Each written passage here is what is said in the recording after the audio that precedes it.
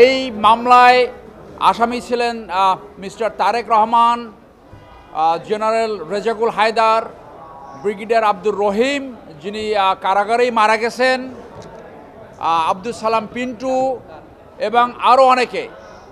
এর সাথে একজন ছিল কুষ্টিয়ার জাহাঙ্গীর আলম। এই জাহাঙ্গীর আলমকে নামের ভুলের কারণে তাকে 17 বছর কন্ডেম সেলে থাকতে হয়েছে। পুলিশ সাক্ষী দিয়ে বলেছে তারা গ্রেপ্তার করেছে জাহাঙ্গীর আলম বদরকে, যার বাড়ি দোহার। এই জাহাঙ্গীর আলম বদর ছিল মুফতি হান্নানের সাথে 9টি মামলার সহযোগী আসামি।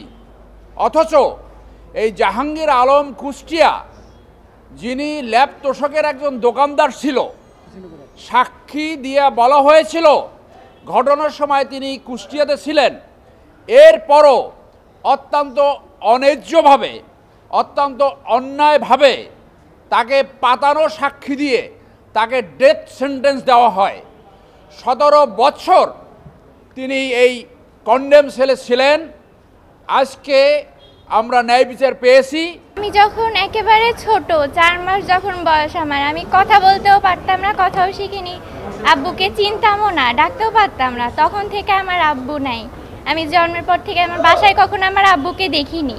আমার বয়স 17, আমার আব্বু জেলে থাকার বয়সও 17।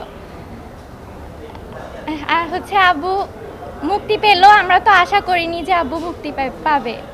আমাদের দ্বিতীয়ভাবে দেশ স্বাধীন হলো, রাষ্ট্র ব্যবস্থা পরিবর্তনের কারণে আমরা ন্যায় বিচারের আশা করেছি। হ্যাঁ, আর এখন আব্বুকে পেয়ে অনেক খুশি। কে বাবাকে পেয়ে খুশি হবে না?